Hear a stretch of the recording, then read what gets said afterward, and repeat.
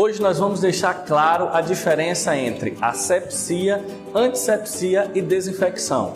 Assista o vídeo até o final e nunca mais erre esses conceitos. Vamos lá! O primeiro conceito que nós temos é sobre desinfecção. A desinfecção significa redução da população microbiana em objetos inanimados. Então, quando você utiliza o álcool 70 em leito de paciente, passa álcool 70 na bancada antes de execução da sua análise laboratorial, reduz a população bacteriana da sua bancada de trabalho com hipoclorito a 0,5 ou 1%, você está fazendo desinfecção. Então, você faz a desinfecção antes de um procedimento. Recapitulando, desinfecção, leito do paciente, bancada de trabalho, redução de população microbiana em objetos inanimados, desinfecção. Um outro conceito muito erroneamente utilizado é o de asepsia. Asepsia, na realidade, significa cuidados utilizados para impedir a contaminação microbiana. Então, você não faz asepsia, você trabalha em um ambiente com asepsia. Vou dar um exemplo. Quando você trabalha com microbiologia até 15 centímetros do bico de Bunsen, da chama, você está trabalhando em asepsia, ou seja, 15 centímetros da chama de raio, você não permite a contaminação bacteriana por bactérias externas. Então você pode trabalhar à vontade, abrir suas placas estéreis e não haverá contaminação externa. Isso você está trabalhando em asepsia. Um outro exemplo de asepsia é quando você manipula micro-organismos em cabine de fluxo laminar. Então, primeiro você reduz a população microbiana com a lâmpada ultravioleta, depois liga o fluxo laminar e pode manusear instrumentos estéreis ou meio de cultura estéreis ou com micro-organismo num ambiente asséptico. Então, a asepsia se relaciona a providências tomadas para impedir contaminação microbiana no ambiente em que você está realizando o procedimento. E para finalizar, o último termo que é importantíssimo que você sempre use corretamente, inclusive essas definições caem muito em concursos públicos da área de saúde. O último termo é antisepsia, redução de população microbiana em tecidos vivos. Então, quando você utiliza álcool 70, ciclohexidina para reduzir a população microbiana em tecido vivo do paciente antes de uma coleta sanguínea ou antes de realizar algum procedimento, você está fazendo antisepsia. Recapitulando, desinfecção, redução de população microbiana em objetos inanimados, asepsia, providências tomadas para evitar a contaminação microbiana com micro-organismos externos, e antisepsia é redução de população microbiana em tecidos vivos. Olá, equipe! Sejam bem-vindos novamente ao Enfermundo. Nesse vídeo nós vamos falar sobre como fazer uma anotação de enfermagem. Ele será dividido em etapas que vão conter, primeiramente, aqueles elementos obrigatórios de uma anotação de enfermagem e aqueles que podem ser inseridos dentro da anotação. E no final você vai ver 2 exemplos para que esse processo fique bem claro para você. Vamos lá?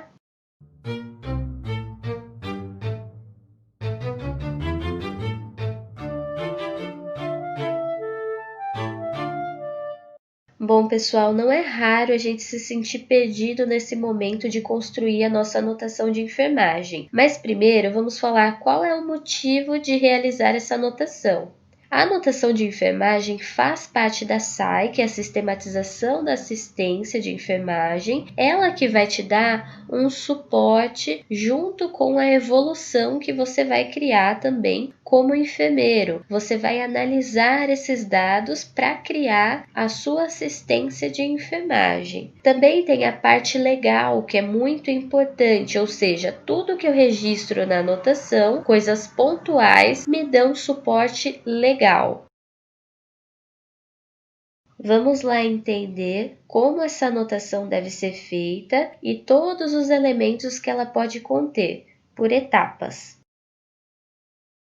Primeira etapa, anotação é algo pontual. Então, antes de tudo, pessoal, na hora de construir sua anotação, é obrigatório data e horário. Isso é muito importante. Segunda etapa, na hora de finalizar a sua anotação, cada anotação que você fizer, você não pode se esquecer de colocar os seguintes dados. Primeiro, o seu nome completo, sua assinatura como enfermeiro e, seguido disso, os seus dados do Corém, a sua numeração, e não deixar nenhum espaço em branco. No final você vai ver o exemplo e vai ficar mais claro. Isso tudo é conforme as resoluções do COFEN 191 de 2009 e 448 de 2013. Lá no artigo 6º, o uso do carimbo pelo enfermeiro é facultativo. Terceira etapa. Agora, como nós sabemos os elementos obrigatórios, vamos começar a falar do nosso paciente. Como ele chegou? Qual é a procedência desse paciente? Ele veio acompanhado? Ele deambula? Como ele faz para se locomover? Ele veio, por exemplo, numa cadeira de rodas, ele deambula com dificuldade, ele precisa de ajuda. Quarta etapa. Nesse momento, você vai fazer anotação em relação a condições gerais do paciente, começando pelo nível de consciência dele. Então, ele pode chegar para você alerta, letárgico, obnubilado, torporoso, comatoso, entre outros. A partir do momento que ele está alerta, eu posso avaliar o estado mental dele. Na avaliação do estado mental é outra coisa. Aí eu vejo se ele está orientado em tempo e espaço, por exemplo. Aquelas famosas perguntas: que ano nós estamos? Que dia? Que horário? Qual o local que você está? E juntamente com essa avaliação, eu também vejo o estado emocional dessa pessoa que acabou de chegar.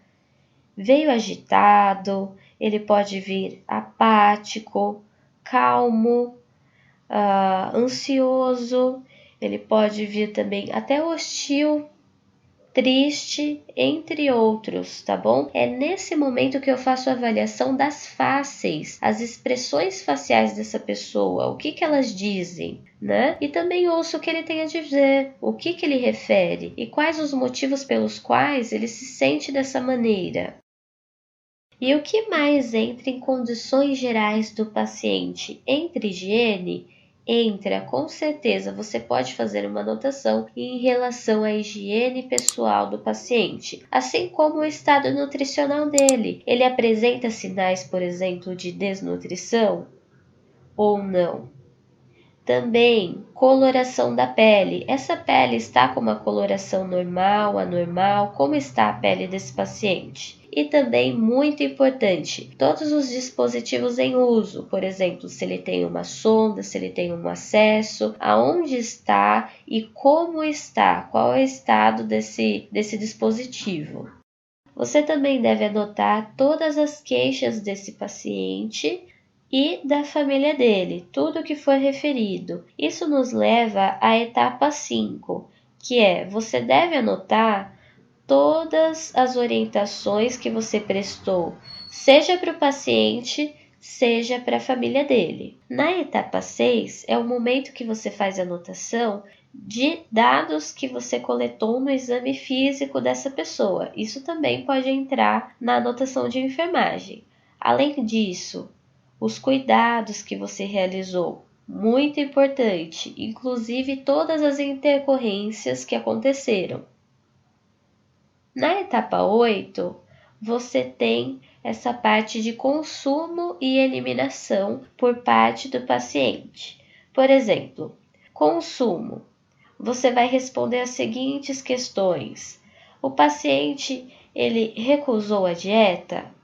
Se ele recusou, qual foi o motivo da recusa? Ou, se ele aceitou a dieta, quanto que ele aceitou? Por exemplo, ele aceitou 1/3 da dieta.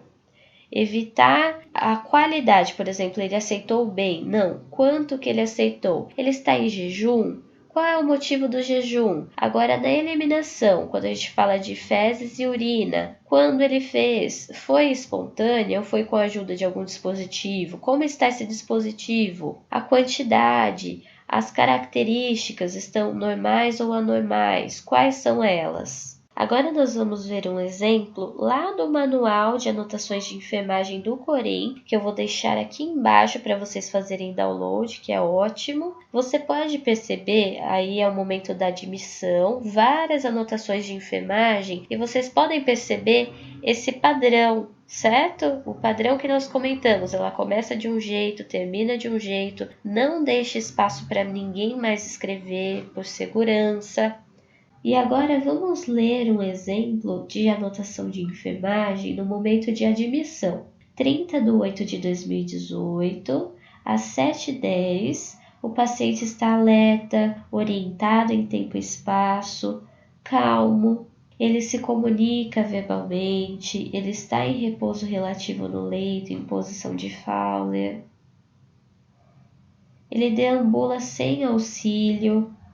E aí começa a falar das características, apresenta escoriação em região escapular, o aspecto dessa escoriação, ele tem um edema na perna também, os dispositivos que ele mantém e como eles estão, foi salinizado, ocluído com película, o dia que foi ocluído, a inserção tem sinais flogísticos ou não, a aceitação alimentar dele, 3/4, como a gente falou.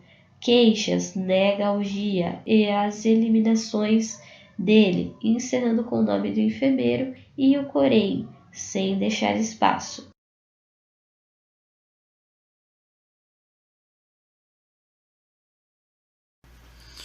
Olá pessoal, hoje estamos aqui para conversar um pouquinho sobre fraturas, entorses e luxações.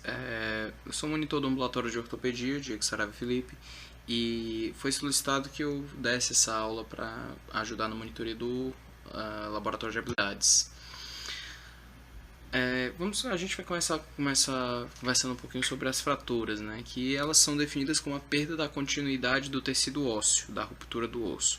Normalmente isso ocorre por alguns motivos.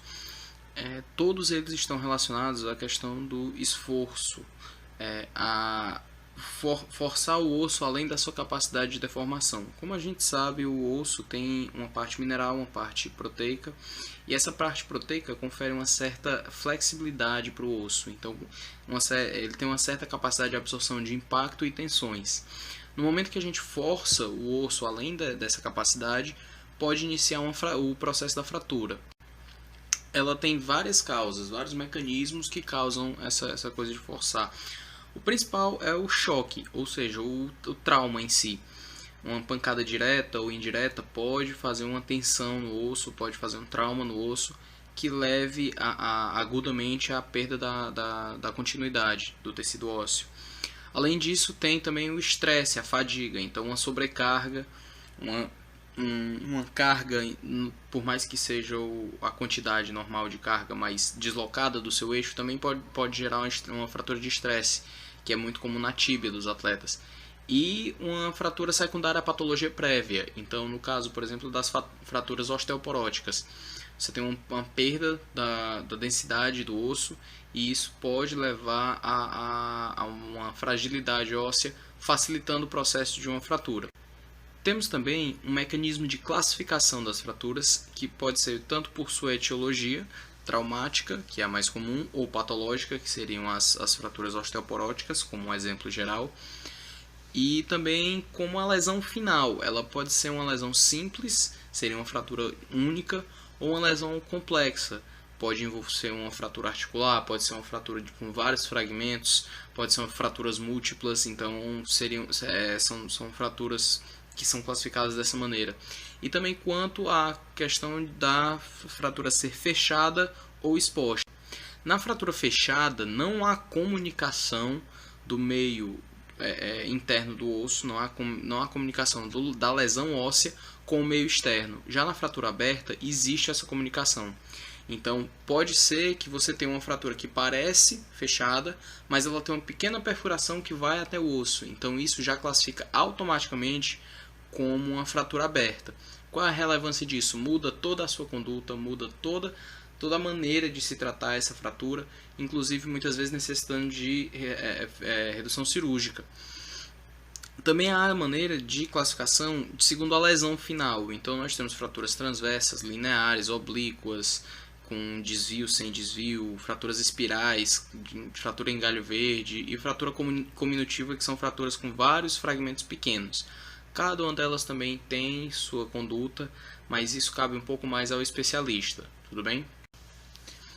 Temos também uma outra maneira de classificar essas fraturas de acordo com que ela seja completa ou incompleta. Uma fratura completa, você tem uma ruptura total da cortical do osso. Então, há separação de fato do osso em pelo menos 2 fragmentos distintos. Já na incompleta, você pode ter uma lesão parcial. Não tem um exemplo muito bom nas imagens, aqui, mas seria como fraturar apenas um lado do osso, fraturar apenas uma parte da cortical. E também há a questão da fratura ser simples ou cominutiva. Uma fratura simples, ela vai ter um traçado único de fratura. Já na fratura cominutiva, como temos nessa imagem que está ao centro abaixo, nós temos vários fragmentos em uma mesma lesão. Isso é a definição de uma fratura cominutiva. No diagnóstico das fraturas, normalmente nós temos uma questão de uma dor muito importante, especialmente quando tem uma carga sobre o membro ou tentativa de mobilizar o membro. Temos um edema muito importante, uma impotência funcional, especialmente nas fraturas mais extensas, fraturas completas ou cominutivas. Há a questão do edema local, que é muito importante. Da impotência funcional, que seria a perda da força, a imobilidade, que é a incapacidade de realizar qualquer movimento. Em nem todas as fraturas a gente vai ter deformidade, mas é um achado bem comum, especialmente nas fraturas que envolvem o antebraço, envolvem a tíbia. É muito comum que tenha essa deformidade. Uma fratura por estresse, por exemplo, ela dificilmente vai apresentar uma deformidade tão importante, mas pode ter. Mas assim, não é uma coisa, não é patognomônico da fratura, não é tão necessário que haja essa deformidade. E um achado comum nas fraturas são as equimoses, pelo trauma direto ou indireto e acúmulo de sangue, e as crepitações. A palpação você encontra a crepitação óssea. Depois do tratamento adequado, existem as fases de consolidação da fratura. O hematoma fraturário normalmente ele dura umas 2 semanas, e há o início do processo de formação óssea, de neoformação óssea. Então há inicialmente o calo fibrocartilaginoso. É quando o periósteo ele começa a se desenvolver, há um processo inflamatório local, discreto, que inicia a formação do tecido ósseo por baixo. E há a primeira formação desse tecido fibrocartilaginoso, que aparece como se fosse um calo mesmo. Essa é a consolidação clínica, que leva de 2 a 6 semanas no geral. E por último, o calo ósseo, que é quando há a formação do tecido osso por dentro desse calo fibrocartilaginoso, e que depois, com a volta das atividades normais, é que ele começa a reduzir e voltar ao fisiológico. Caso não haja carga naquele osso, pode ser que mantenha o calo ósseo. Então não é um achado também comum de fraturas anteriores. Esses intervalos são regras gerais para a consolidação. Há ossos que consolidam mais rápido, há ossos que consolidam com mais dificuldade, precisam de mais tempo. Um dos diagnósticos diferenciais importantes da questão da fratura é a contusão muscular, que é quando o músculo é submetido a uma força súbita de compressão, como um golpe direto, uma pancada, uma queda em cima do próprio músculo. Então pode acontecer o estiramento, pode acontecer a contratura, pode acontecer também um rompimento total das fibras musculares. Esses graus de classificação dizem um pouco mais a questão da lesão. No grau 1, você tem uma pequena quantidade de fibras musculares lesadas. Normalmente a dor é mais localizada, surge durante a contração muscular contra a resistência e pode não ter durante o repouso. O edema às vezes é discreto, a resolução é rápida e a limitação é leve. Já no grau 2 tem uma quantidade maior de fibras lesionadas, pode ter uma ruptura e tem os sinais muito parecidos com o grau 1, mas com intensidade muito mais importante. tem dor, uma hemorragia moderada interna, claramente, processo inflamatório mais exuberante, uma limitação maior da função. E é mais complicada essa resolução. E no último grau temos o grau 3, que é normalmente quando há uma lesão de mais de 50% do músculo, pode ter até a lesão completa, e tem uma perda importante da fisiologia, do que seria o esperado normal para aquele músculo. Então a dor é muito intensa, você tem uma deformidade palpável, pode perder totalmente a função, a recuperação é muito pior, normalmente precisa de um acompanhamento especializado, precisa muitas vezes de cirurgia, então é bem mais complicado. Normalmente o protocolo inicial para tratamento se baseia no Price. Esse protocolo Price ele é utilizado em várias lesões ortopédicas mais simples, que o generalista mesmo pode passar. Então, ele se baseia na questão da proteção, você colocar algum tipo de proteção no local da lesão para evitar que tenha impacto, que tenha trauma, que volte a lesionar. A questão de estimular o descanso, o rest, que seria você evitar uma carga naquele grupo muscular, dando tempo para que ele retorne. O uso de gelo, ice, que seria a questão que facilitaria um pouco a analgesia. Você tem o gelo é analgésico, vasoconstritor, melhora a questão do edema, da inflamação local. A compressão pode ajudar, principalmente nos processos que geram edema, ajuda na drenagem linfática daquele edema. E por último a elevação, que também contribui para a drenagem linfática. Isso é um protocolo para lesões que se resolvem espontaneamente, não são lesões ósseas, que fique claro, lesões ósseas necessitam de imobilização. E finalmente entrando em um dos diferenciais das fraturas, que são as entorses. O que é exatamente a entorse? É um trauma provocado por uma movimentação abrupta e forçada de uma articulação além dos seus limites fisiológicos. Então, um tornozelo que faça uma inversão além do que seria o normal e faça essa inversão de uma maneira rápida e forçada, ou seja, quando há uma passada errada e ele é forçado além do seu limite de uma maneira muito rápida, com uma carga muito intensa, isso é uma entorse. Ela pode gerar outras lesões, como fraturas, ruptura de ligamento, estiramento muscular, mas o normal mesmo, o mais comum é que tenha só a entorse envolvida. Então, toda vida que você tem um processo em que há a movimentação além do que é o fisiológico, você tem uma entorse. Ela é popularmente conhecida como torção. Então você pode ter uma entorse de joelho, uma entorse de tornozelo, uma entorse de punho, mas a questão há essa etapa de forçar além dos limites, mas ele volta. Se mantiver deformação, é o outro diferencial que a gente vai ver daqui a pouco. Na entorse, como eu estava explicando, esse aqui é o mecanismo básico mais comum da entorse, que é a questão da inversão do tornozelo, que sempre vai haver uma lesão ligamentar. Se há ruptura ligamentar total, é outra história, não é sempre que acontece. Mas toda vida que você força uma articulação além dos limites fisiológicos, ela tem, quando você provoca uma entorse, ela tem algum grau de ruptura de fibras, que gera justamente o processo. Normalmente as entorses são causadas por movimentos bruscos e violentos, puxões, rotações, passadas em falso, e vão forçar a articulação, seja no movimento normal além do limite, seja no movimento que a articulação não está, não é o movimento fisiológico da articulação, como é o caso, por exemplo, da entorse de joelho por rotação. O joelho não faz rotação interna ou externa. Normalmente o grau que ele permite é muito pouco e não está envolvido no movimento fisiológico. Mas quando ele tem esse forçando além do limite, é a entorse de joelho. As entorse mais comum que temos no nosso meio é a entorse de tornozelo. E ela pode ser classificada, não só a entorse de tornozelo, mas a entorse em geral, de acordo com os graus. Isso clinicamente acaba não sendo tão relevante, porque a gente acaba não baseando tanto o tratamento com base nesses graus. A gente vê muito mais qual articulação foi afetada, qual o mecanismo do trauma e qual vai ser a carga, qual vai ser a necessidade do paciente de acordo com suas atividades após isso. E daí a gente decide por uma conduta mais conservadora ou mais agressiva na parte cirúrgica. Temos como sinais e sintomas gerais das entorses a dor, a imobilidade, o edema e o hematoma. Esses 4 vão aparecer normalmente na parte articular.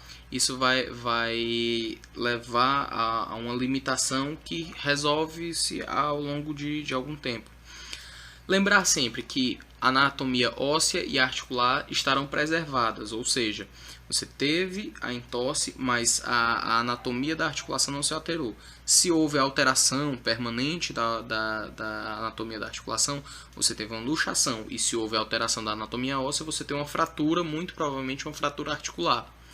Para que se possa afastar essa questão da fratura articular, foi desenvolvido o protocolo de Ottawa.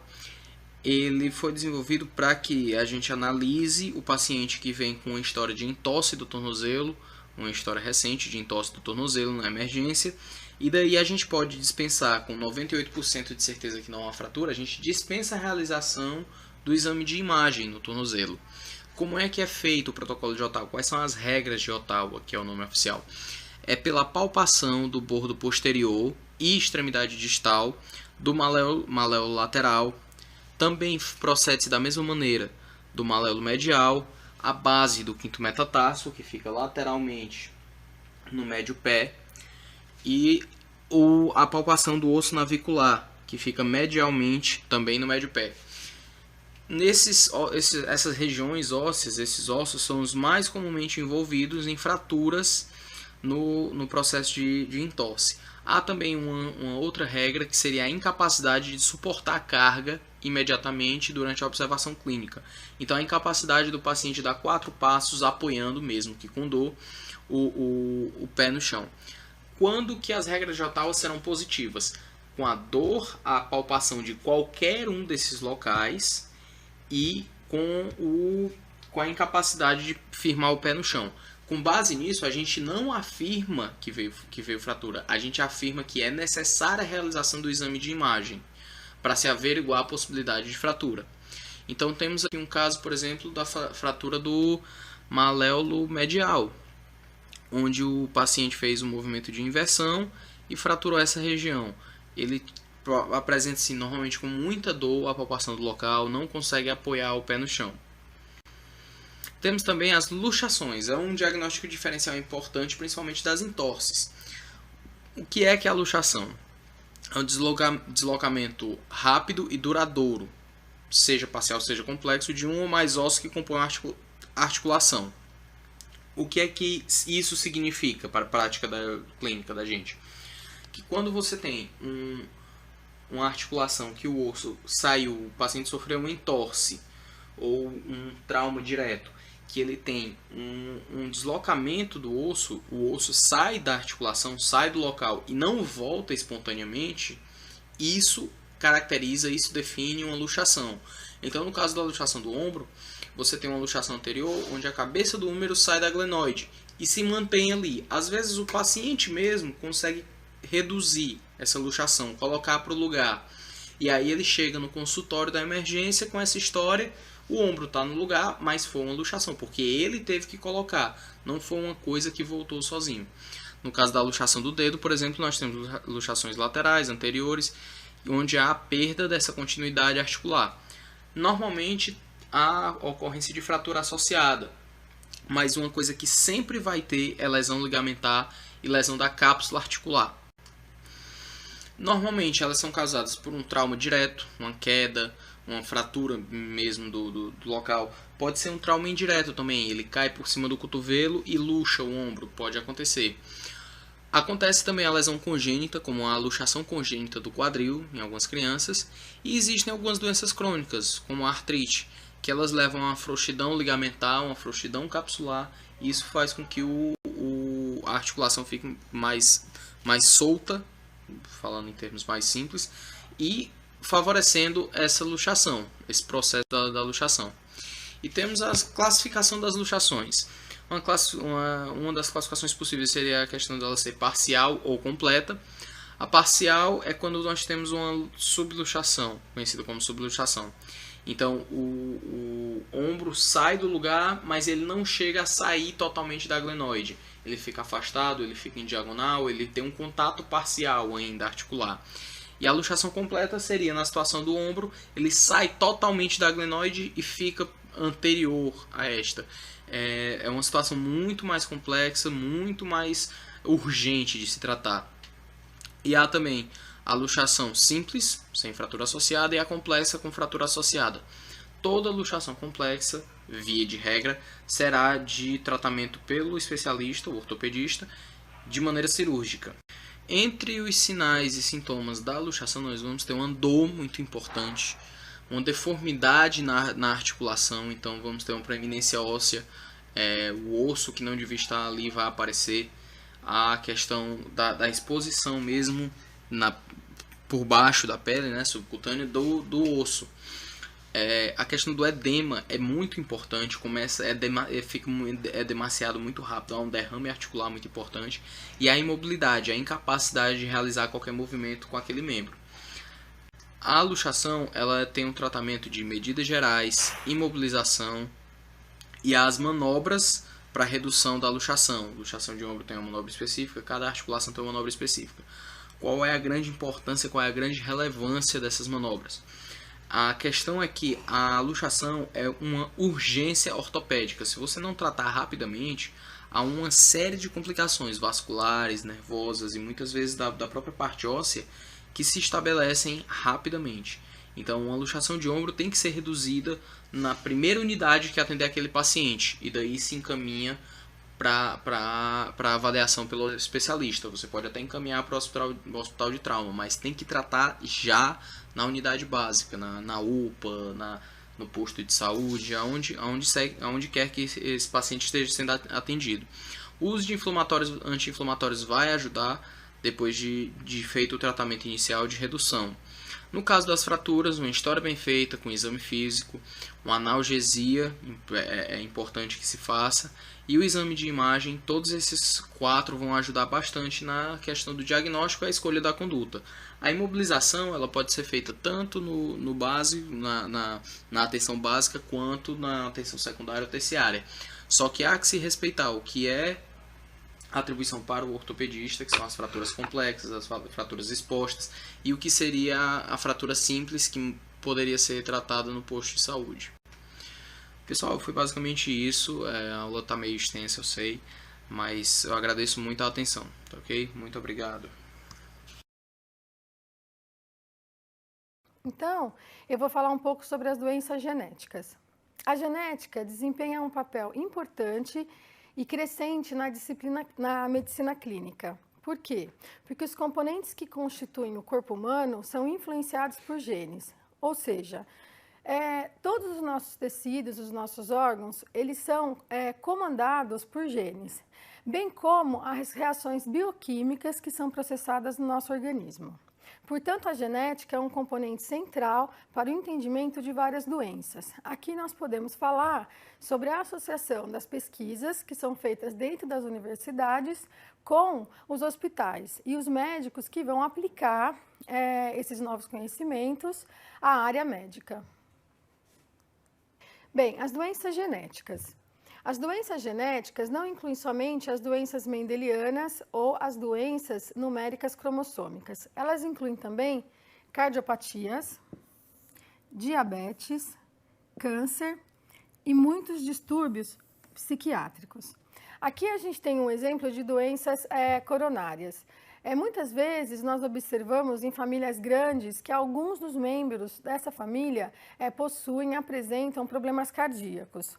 Dessa forma, nós podemos concluir que dentro dessa família existem um grupo de genes que favorece essas doenças e o estilo de vida dessas pessoas, ou seja, o meio onde elas estão inseridas e o estilo de vida faz com que essas doenças cardíacas apareçam ou mais cedo, numa idade mais jovem, ou posterior. Mecanismos genéticos aplicados à genética médica.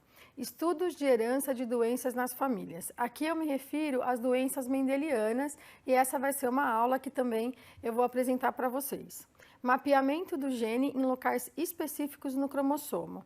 Aqui é bastante importante esse item porque ele possibilita aos pesquisadores identificar exatamente o gene responsável pela doença. Esse tipo de estudo é feito em famílias grandes e são estudos feitos para localizar o gene no cromossomo. Então, ele é bem importante na identificação de genes novos responsáveis por doenças que ainda não se sabem o motivo pela qual aquele mecanismo fisiopatológico está ocorrendo. Mecanismos moleculares associados a doenças. Aqui também, mais uma vez, eu me refiro aos mecanismos fisiopatológicos, porque uma vez que eles são identificados, é possível se interferir nesses mecanismos. Eu não me refiro à possibilidade de cura, mas ao fato da possibilidade de interferir e oferecer ao paciente uma qualidade de vida melhor. Diagnósticos de doenças genéticas. Aqui a gente pode falar um pouco sobre o aconselhamento genético, ou seja, se numa família existe alguém com algum problema genético e uma pessoa dessa família não tem esse problema, mas vai se casar e gostaria de saber qual é a chance que ela tem de ter um filho com esse problema, ela pode procurar um lugar específico para receber informações sobre aquela doença e, a partir daí, então, identificar qual é a probabilidade que ela tem de ter um filho com aquela doença genética ou não. E a terapia gênica. A terapia gênica eu vou falar um pouco mais porque é um assunto bastante explorado e que tem tido bastante resultado e é um assunto que é recorrente na mídia, então eu vou dar um pouco mais de importância nessa aula introdutória. A terapia gênica, ela é a inserção de genes normais em pacientes com o objetivo de corrigir uma doença genética. Um exemplo é a imunodeficiência combinada severa. Eu já falei para vocês sobre essa doença e expliquei todo o funcionamento dela, portanto, eu não vou aqui repetir todo o mecanismo que ocorre. Mas eu gostaria de mostrar para vocês a menina que recebeu a primeira terapia gênica, que é essa menina aqui, e aqui ela está bem jovem, mas foi depois do tratamento que ela fez. E aqui é uma foto mais recente e ela está junto com o médico que fez a terapia gênica nela. Portanto, ela teve uma vida normal. A terapia gênica, ela tem alguns pré-requisitos. Identificar e clonar o gene e suas regiões reguladoras. É muito importante quando se vai fazer um teste clínico, quando começa-se um tratamento em pessoas, que o gene que vai ser introduzido nessas pessoas se tenha conhecimento do funcionamento dele. Assegurar que o gene inserido não tenha efeitos prejudiciais, exatamente pelas questões que eu falei anteriores. Se você não tem conhecimento do funcionamento desse gene, ele pode, ao invés de produzir um benefício, ele pode prejudicar a pessoa. Então, isso são questões éticas muito discutidas dentro da área da medicina e também dentro da área de pesquisa, que possibilita que a terapia gênica tenha um melhor resultado. Determinar as células-alvo e que tenham duração de vida adequada. Isso é importante, porque uma vez que você introduz um vetor dentro de uma célula, vai levar um tempo para que esse vetor ele leve o gene ao genoma dessa célula. Portanto, essa célula tem que ter um tempo de vida relativamente compatível com a terapia que está sendo realizada. Restringir a transferência do gene às células-alvo somáticas. O que isso significa? Significa que a terapia, ou seja, o gene que vai ser inserido, ele tem que ser colocado no tecido que tem o problema, no órgão que tem o problema. Porque de nada adianta inserir um gene num tecido que não está com o problema. Então, essas questões são importantes e elas são todas verificadas e muito bem programadas antes da terapia gênica se iniciar. Documentar e divulgar os resultados obtidos. Aqui, eu me refiro muito mais à área acadêmica, porque é por meio da pesquisa básica que se tem informações que são valiosas para que esses testes clínicos sejam depois realizados em pessoas. Então, se um pesquisador publica um trabalho nos Estados Unidos, por exemplo, toda a comunidade científica do mundo, se esse trabalho é relevante para aquela área, vai ter a oportunidade de repetir esse experimento. E esse experimento tem que ser reprodutível. Se ele não for reprodutível, esse trabalho perde crédito. Então, a própria comunidade científica cuida de que esses experimentos eles realmente sejam experimentos que tenham resultados efetivos para as doenças que estão sendo estudadas. A classe de doenças passíveis de terapia gênica. As doenças hereditárias, as doenças monogênicas, que são as doenças que você pode fazer a reposição do gene defeituoso por um gene normal. Também podemos citar as neoplasias, as doenças infecciosas e outras doenças como as doenças coronárias, artrite e doença renal. Sabe-se que atualmente já foram aprovados mais de 1.800 testes para terapias gênicas em humanos. Nesse gráfico, que ele é de 2014, aqui mostra os diferentes países que estão desenvolvendo já testes de terapia gênica em pessoas. E como pode ser observado, nos Estados Unidos já foram aprovados 1.312 testes. Esse é um gráfico de 2014, portanto eu acredito que se essa revista publicar um trabalho agora em 2017, certamente esses dados já vão estar diferentes, eu acredito com um número maior de testes clínicos que estão sendo desenvolvidos dentro dos hospitais, juntamente com os pesquisadores. Olá pessoal, meu nome é Alisson Daniel, eu sou enfermeiro e tutor do Portal Educação.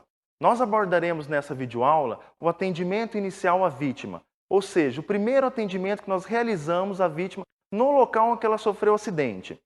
Quando nós falamos de primeiros socorros, nós estamos falando das atitudes que o socorrista terá para atender essa vítima. É importante lembrar que o primeiros socorros ele é realizado por um profissional que ele é treinado, porém não precisa ser especialista na área. Então essas primeiras atitudes que nós tomamos visam o quê? É restabelecer a vida do paciente e manter esse paciente vivo até a chegada do socorro especializado. Qual será esse socorro? Depende da cidade onde você mora. Temos o SAMU, o Corpo de Bombeiro e até lugares onde a polícia faz esse atendimento. É importante nós abordarmos também a segurança do local onde nós iremos atender a vítima. Para que você tenha um atendimento rápido e seguro, devemos ter segurança tanto do profissional que está realizando o atendimento, quanto da vítima. Para que nós possamos realizar esse atendimento à vítima, nós devemos seguir uma sequência padronizada, que nós chamamos de ABCDE. O que significa cada letra dessa? A letra A é controle da coluna cervical e desobstrução de vias aéreas. Letra B, respiração. Letra C, circulação. Letra D, avaliação neurológica. E letra E, exposição à vítima. Agora nós abordaremos passo a passo o ABCDE. Abordaremos agora o passo a passo da avaliação primária da vítima. Quando eu chego no local onde essa vítima se encontra, eu devo verificar primeiramente se essa vítima está consciente ou não.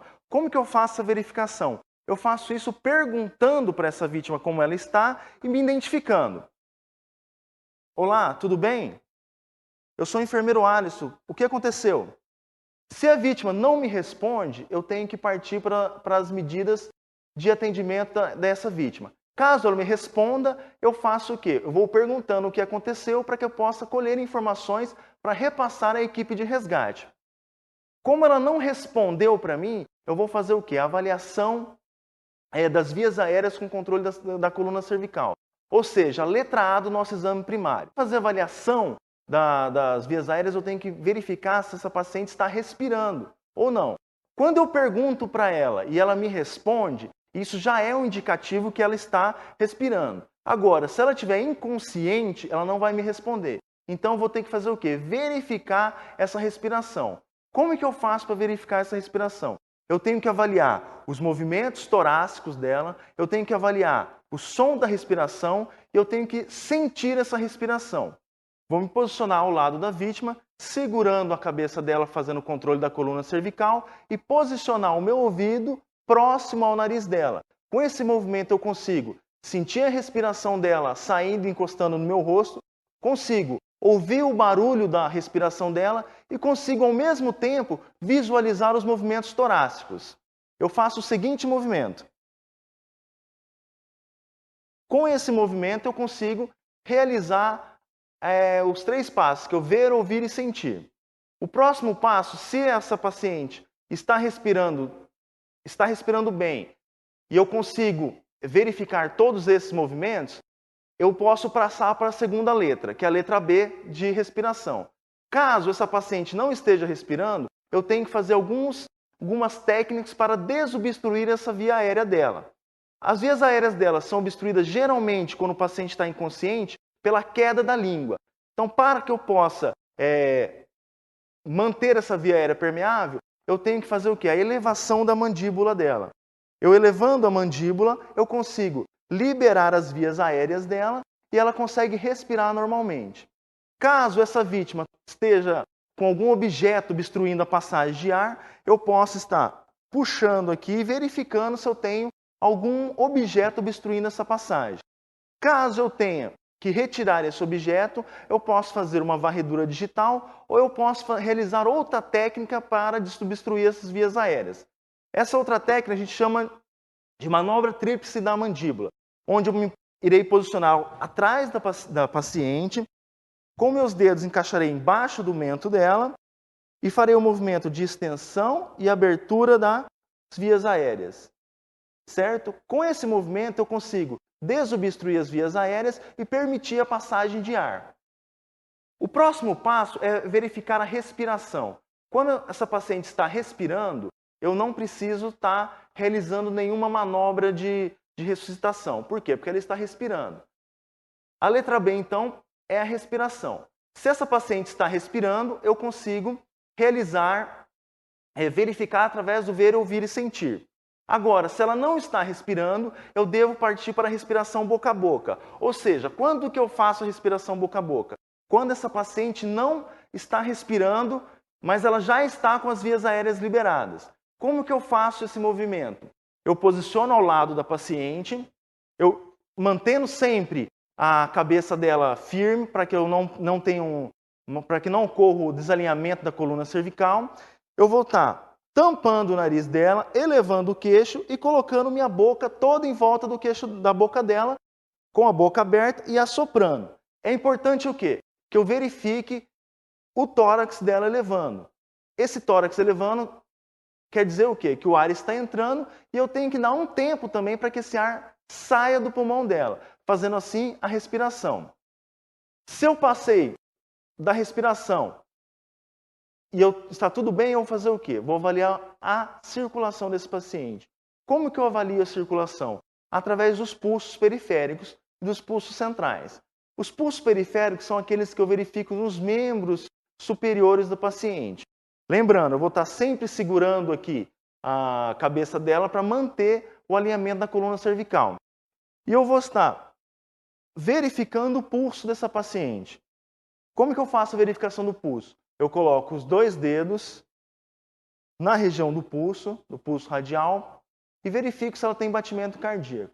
Tendo batimento cardíaco, isso me indica que essa paciente está tendo circulação sanguínea, então o seu cérebro está sendo oxigenado e os demais órgãos do corpo também. Caso eu identifique que essa paciente não tenha pulso, isso me corresponde o quê? Que ela está em parada cardíaca. Quando a paciente está em parada cardíaca, eu devo realizar o quê? Iniciar as manobras de ressuscitação. Quais são essas manobras? Massagem cardíaca e ventilação, certo? Para que eu possa realizar a massagem cardíaca, eu devo me posicionar ao lado do paciente. Eu vou entrelaçar minha mão uma na outra.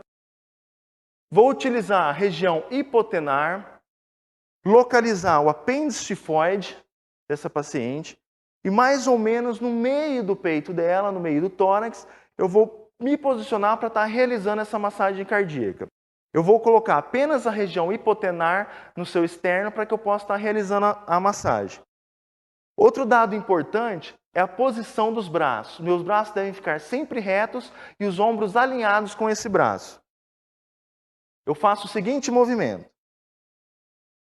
Quando eu quero realizar a massagem cardíaca, eu pressiono esse tórax para baixo, para baixar em torno de uns 2 a 3 centímetros. Eu pressiono e volto. Para quê? Para que o coração possa receber e ejetar o sangue. Então, eu vou realizando esse movimento repetidamente. Vou realizar em torno de 5 ciclos desse, avaliando sempre o pulso desse paciente. Se eu estou sozinho, eu faço 30 compressões e venho e faço 2 ventilações. Volto a realizar 30 compressões e faço 2 ventilações. Eu faço 5 ciclos completos de massagem com respiração. Paro e verifico novamente o pulso dessa paciente. Se o pulso não voltou, isso quer me dizer que o coração ainda não voltou a bater. Volto a realizar mais meus 5 ciclos de massagem cardíaca alternado com a respiração boca a boca, certo? Fiz os 5 ciclos, eu avalio o pulso novamente desse paciente. O pulso voltou, isso me indica que essa paciente está com a circulação restabelecida. Terminando a letra C, eu passo para a letra D, que é a avaliação neurológica. Para avaliar o paciente, eu preciso verificar se esse paciente está consciente ou não. Então eu pergunto para ele, primeiro o estímulo que eu faço é o estímulo verbal. Olá, fulano. Eu chamo ele, tento chamar. Se ele não me responde, isso caracteriza que ele não responde ao estímulo verbal. Eu parto então para o estímulo doloroso. Qual seria esse estímulo doloroso? Eu posso pegar as minhas mãos e apertar no externo dela, fazendo uma dor.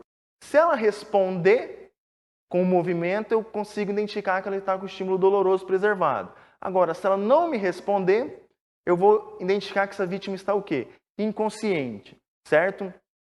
Terminando a avaliação neurológica, que é uma avaliação rápida, eu parto para o quê? Para a exposição da vítima. O que seria a exposição da vítima? É a letra E. A exposição da vítima, eu vou verificar as lesões que essa vítima possa ter no seu corpo.